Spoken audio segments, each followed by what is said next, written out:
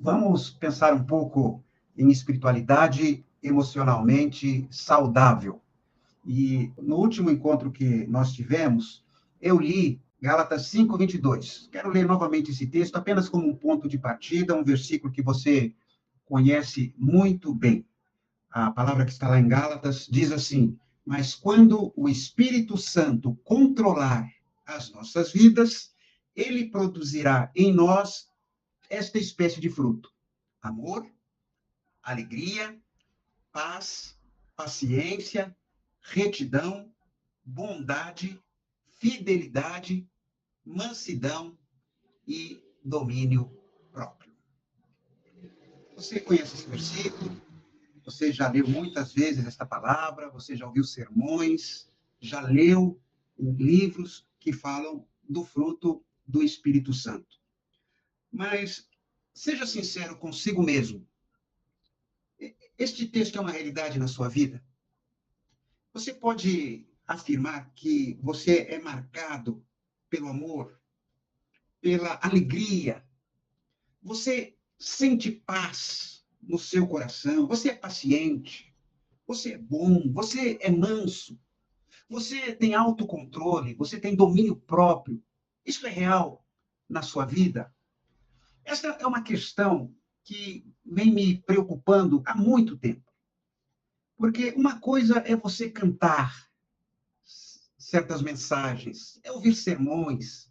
Uma coisa é você recitar versículos bíblicos. Uma coisa é você dizer, eu creio. Outra, no entanto, é você vivenciar tudo isso. Às vezes, a gente apresenta uma mensagem um tanto ingênua. Às vezes, a gente tem uma aparência, demonstra alguma coisa que, na realidade, não está se concretizando na sua prática. Aquela mensagem, Deus tem um plano maravilhoso para a sua vida, mas lá no nosso dia a dia, a gente experimenta algo muito diferente. Recentemente, após um culto lá numa igreja onde eu preguei, eu estava na cantina com o pastor, mais algumas pessoas, estávamos ali num bate-papo agradável, e de repente chegou uma senhora, uma irmã, a aparência devia ter uns 220 anos, mais ou menos, crente. E assim, do nada, ela começou a falar em política e destilou um ódio por um determinado político, mas um ódio tão grande que eu fiquei paralisado. Eu não sabia como reagir. Do nada. Eu até depois que ela se retirou, eu comentei com o pastor, mas isso é palavra de um crente? De uma pessoa que se diz convertida? Aquela ira, sabe? A própria mulher rixosa e iracunda do livro de Provérbios. E você sabe que esse tipo de atitude não é raro em nosso meio. A gente convive com muita frequência com fofocas, com rivalidades, antipatias, críticas destrutivas, amarguras, ressentimentos, invejas. Isso fala de igreja, hein? Isso sem se falar nas nossas relações familiares, nos nossos contatos profissionais. Há muitas teorias sobre emoções. Falar de emoção não é algo simples. Mas eu estava pesquisando sobre o assunto e lá se fala que as emoções são os reflexos naturais diante dos acontecimentos, são uma resposta física ou química comandada pelo nosso cérebro. As emoções são comandadas aqui nos nossos pensamentos. E as pessoas costumam fazer uma distinção entre emoção e sentimento. Sentimentos, dizem alguns especialistas, são uma consequência das emoções e são sentidos por cada pessoa de acordo com a experiência que aquela pessoa tenha, com a sua personalidade, com a cultura que tem e a maneira como foi criada. Mas há também quem diga que as emoções são consequência dos sentimentos, ou que os sentimentos geram emoções. Bom, não vamos nos aprofundar nisso. No último encontro, eu falei de uma espiritualidade emocionalmente doentia. E dentre as várias características de uma espiritualidade emocionalmente doentia, nós falamos que uma das marcas é ignorar as nossas emoções. A pessoa tem medo, a pessoa tem tristeza, sente vergonha, raiva, mágoa, sofrimento. E todos nós sabemos que ira, que medo, que vergonha, que raiva são emoções que indicam que algo está errado na nossa vida. Se você vive com medo, se você vive com raiva, com ressentimentos, certamente, biblicamente, você sabe que alguma coisa não vai bem. A Bíblia, por exemplo, é repleta de ordens para nós não andarmos ansiosos. Não andeis ansiosos por coisa alguma. Mas o que a gente faz com esses versículos? Se a gente vive ansioso, vive preocupado.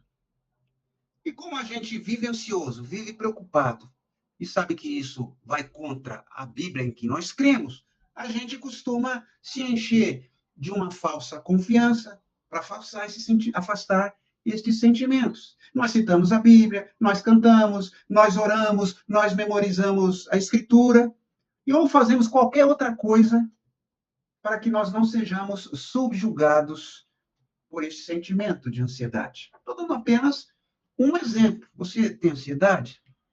Você já encarou o fato de que você é ansioso e que essa ansiedade prejudica a sua vida? Eu falei já aqui também que sentir é próprio do ser humano. Nós temos vários componentes em nossa existência. O componente emocional é um deles. Temos o nosso aspecto espiritual, intelectual e assim por diante. E na medida em que nós ignoramos as nossas emoções, nós estamos eliminando uma parte da nossa humanidade.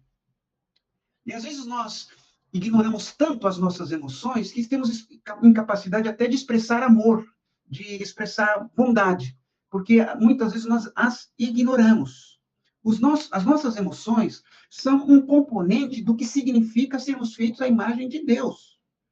Então, quando nós eliminamos da nossa espiritualidade as emoções, nós tiramos um pedaço da nossa humanidade.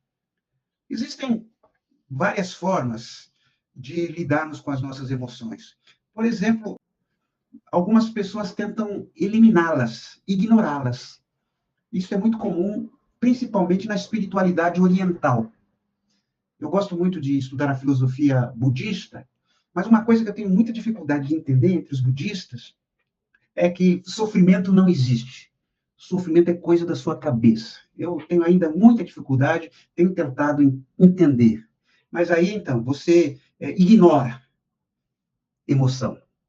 A outra maneira de lidar com as emoções é negar a existência das emoções. Nós fingimos que tudo está bem. Você olha para a pessoa na igreja, vamos pensar lá na igreja. Aquele irmão está carrancudo, ou está cabisbaixo, e você pergunta, como está? Está tudo bem? Não, está tudo bem. Tem algum problema? Não, está tudo bem. A gente finge que está bem. Não sei se é porque tem medo de abrir o coração, mas a gente ignora. Também existe uma abordagem secular que busca distrair as emoções. Sabe por quê?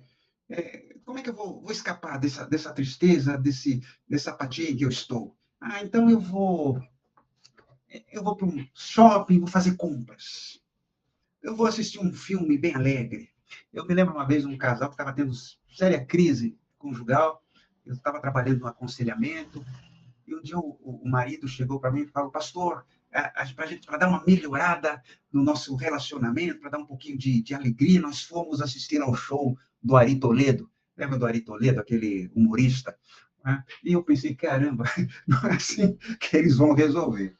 Mas assim, a gente quer entreter as nossas emoções. Vai assistir um filme, vai ao cinema, vai ao show, etc., como se isso fosse capaz de resolver os nossos problemas emocionais. Onde você se encaixa nesses três tipos de lidar com as emoções? Você se encaixa em alguma delas, mas eu queria lhe dizer que nenhuma dessas maneiras reflete a espiritualidade bíblica. A Bíblia não ignora as emoções. Leia os Salmos. É interessante porque nos Salmos, ao invés de Deus falar conosco, nós é que falamos com Deus.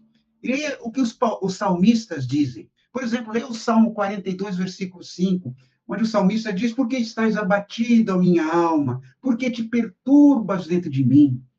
O salmista reconhece abertamente: eu estou abatido, eu estou perturbado, o meu interior está uma verdadeira convulsão, ele não ignora o que está sentindo. Quando uma pessoa se converte, o primeiro passo que a gente tem que dar é ajudar esta pessoa a se conectar com Deus, a entrar em contato com Deus, ajudá-la a crescer espiritualmente. E a gente sabe que mesmo indo à igreja, mesmo conhecendo a Bíblia, mesmo conhecendo versículos bíblicos, frequentando os cultos, etc., muitas vezes as nossas emoções não são as mais sadias. Às vezes a gente tem emoção doentia. E quando a gente fala para a pessoa assim: olha, você precisa da igreja, você precisa ler mais a Bíblia, você precisa servir num ministério, você precisa frequentar um grupo, etc., etc., muitas vezes, inconscientemente, a gente está produzindo mais culpa na outra pessoa. Porque você sabe, a gente não lê a Bíblia como deveria ler, muitas vezes. A gente não evangeliza como deveria evangelizar. Muitas vezes a gente não serve numa área de trabalho da igreja, exercendo o nosso dom. Então a gente vive com culpa, que é uma emoção muito prejudicial na nossa vida. Sabe, isso acontece porque nós não podemos separar a espiritualidade das emoções.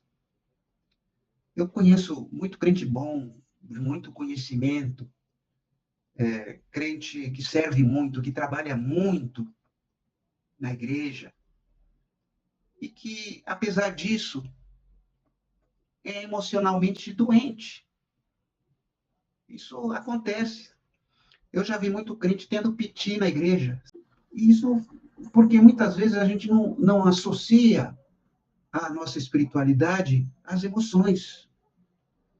O Escaseiro, o Peter Escaseiro, que tem este livro aqui, Espiritualidade Emocionalmente Saudável, um livro que eu tenho usado aqui neste nosso encontro, ele apresenta um remédio radical, que ele chama, um antídoto para essa espiritualidade emocionalmente doentia, que ele chama de espiritualidade emocionalmente saudável e espiritualidade contemplativa. Mas isso eu vou falar sobre isso futuramente. Antes, eu gostaria de falar sobre por que é tão difícil seguir a Jesus hoje. Por que é tão difícil termos uma espiritualidade saudável. E, para isso, eu quero utilizar o livro de Apocalipse.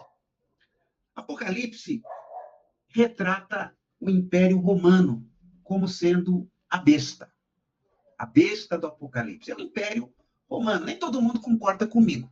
Aí, dependendo aí da linha escatológica que a pessoa segue, ele vai discordar.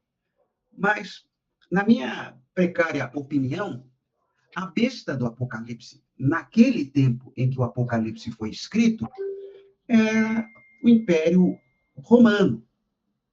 O livro de Apocalipse foi escrito para os cristãos que sofriam uma terrível perseguição lá na província da Ásia, mais particularmente a Turquia de hoje. Apocalipse, não vamos entrar muito em questão de data, provavelmente, possivelmente, entre 90 e 95 foi o período que ele foi escrito, pode ter sido até mais.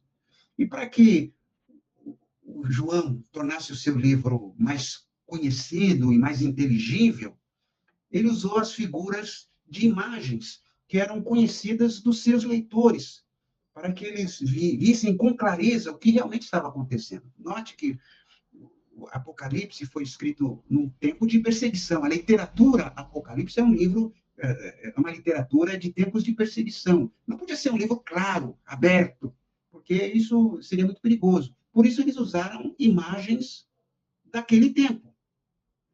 Então, o livro de Apocalipse retrata o Império Romano como sendo a besta.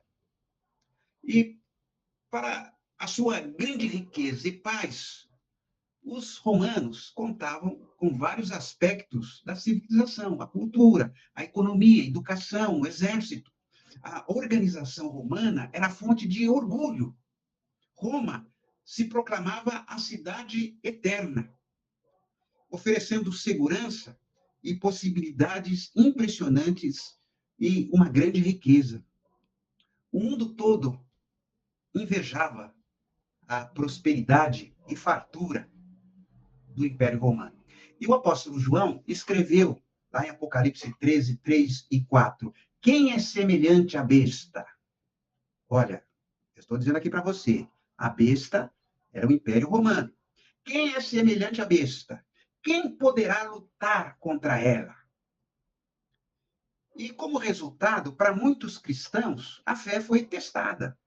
Roma exigia a lealdade da população. Se eles não se submetessem à pressão, eles perderiam empregos, privilégios, reputação, prosperidade duramente conseguida e perderiam, inclusive, os amigos.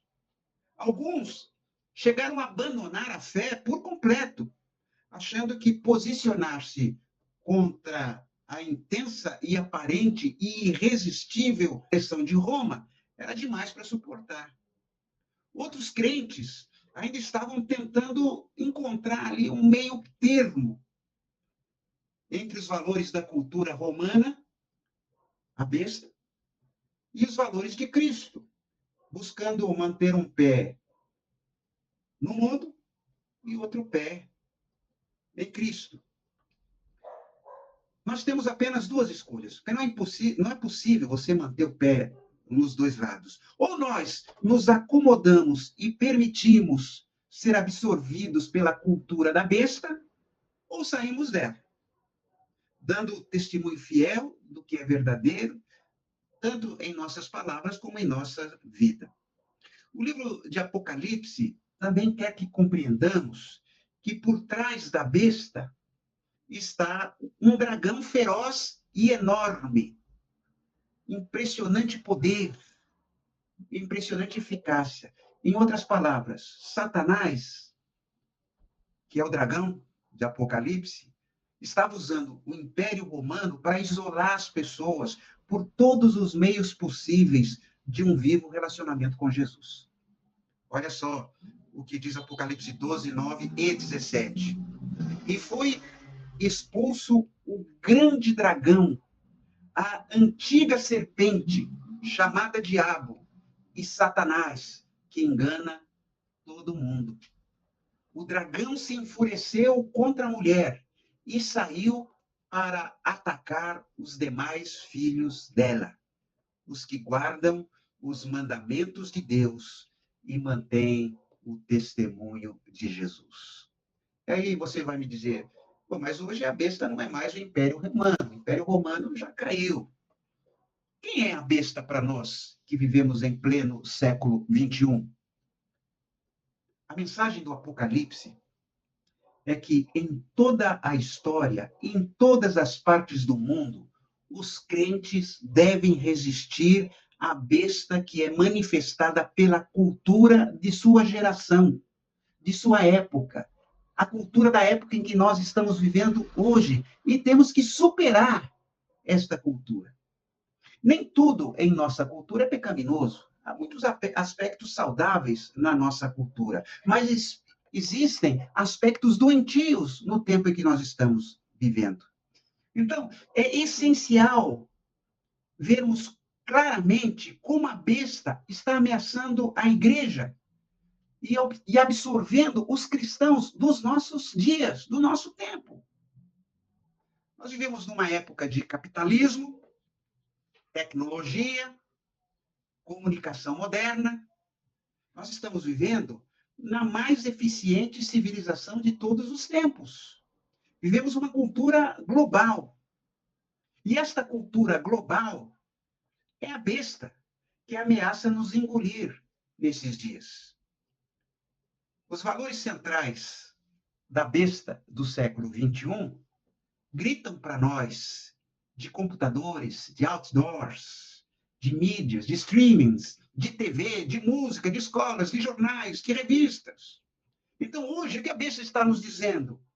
A felicidade consiste em acumular coisas. Você deve obter tudo o que puder por você mesmo, o mais rápido que puder. A segurança está no dinheiro, no poder, no status, na boa saúde. Acima de tudo, você deve buscar todo o prazer, a conveniência e o conforto que você puder. Deus é irrelevante no dia a dia. Deus é irrelevante. O cristianismo é apenas uma das muitas espiritualidades alternativas. A cultura está nos dizendo que não existem verdades morais absolutas. O que vale é a verdade para você. Você não é responsável por ninguém, a não ser por você mesmo. Fique no seu quadrado e cada um no seu quadrado. Tudo que existe está aqui, é a vida na Terra. Não existe vida fora desta vida. Então, assim como um peixinho dourado nadando no oceano não percebe que está na água, nós também vivemos desatentos à cultura, à besta dos nossos dias. Como cristãos do século I, vivemos numa cultura moldada pela besta. Comemos, bebemos, acessamos nossos celulares aos filmes, frequentamos escolas, lojas, trabalho, criamos família, ouvimos música e até participamos de igrejas dentro de uma sociedade modelada pela besta. Isso alimenta o fogo da besta dentro de nós. Eu estou me referindo aos temores, à desconfiança, à violenta obstinação, à teimosia e à rebeldia bem no nosso íntimo. O apóstolo Paulo teve coragem de olhar para a sua própria miséria interior. Ele observou o seguinte a respeito de si mesmo: minhas decisões não resultam em ações. Algo está muito errado no meu interior e sempre tira o melhor de mim. Isso acontece tanto que já é previsível. Quando decido fazer o bem, o pecado está lá para me derrubar. É pura verdade que eu me alegro nos mandamentos de Deus, mas é óbvio que nem tudo em mim é festa. Partes de mim se rebelam em segredo, e quando menos espero, elas assumem o controle. Tentei de tudo, mas nada resolve. Já não aguento mais. Não há ninguém que possa me ajudar? Não é essa a verdadeira pergunta? Romanos 7, 21 a 24, na versão A Mensagem. Paulo viu os seus próprios monstros indomáveis dentro de si. Paulo olhou para dentro de si, para as suas emoções, para o seu coração, e viu verdadeiros monstros ali dentro. O que é que nós estamos vendo dentro de nós mesmos? Muitos de nós têm até medo de olhar para o seu coração, para as suas emoções. Eu acho surpreendente que a principal pergunta dos evangélicos hoje é: o que Jesus pode fazer por mim? Ele pode me tornar mais próspero? Ele pode me tornar mais bem adaptado, mais tranquilo? A besta tem mantido a igreja tão cativa que muitos de nós agimos como se Deus trabalhasse para nós, como se Deus fosse o nosso empregado, funcionando como o nosso ajudante pessoal quando dele precisamos. Às vezes nós tratamos Deus como um balconista, a quem dizemos: me dá, me dá. Nós usamos Deus, esprememos Deus, a nossa imagem e como achamos que ele deveria ser. Quando Deus permite o sofrimento em nossa vida, ficamos irados e de mau humor contra ele. Como Deus se atreve a permitir que isso aconteça na nossa vida? A nossa pergunta não deveria ser o que Deus pode fazer por mim, mas a nossa principal pergunta deveria ser o que Deus pode fazer em mim. E isto inclui as nossas emoções. Bom, mas isso é assunto para um próximo encontro. O que Deus pode fazer em mim? Como ter emoções saudáveis? Como o fruto do Espírito pode ser produzido em minha vida? Como ter amor? Como ter alegria? Como experimentar a paz, o domínio próprio no meu ser? Num próximo encontro, a gente pode falar sobre isso.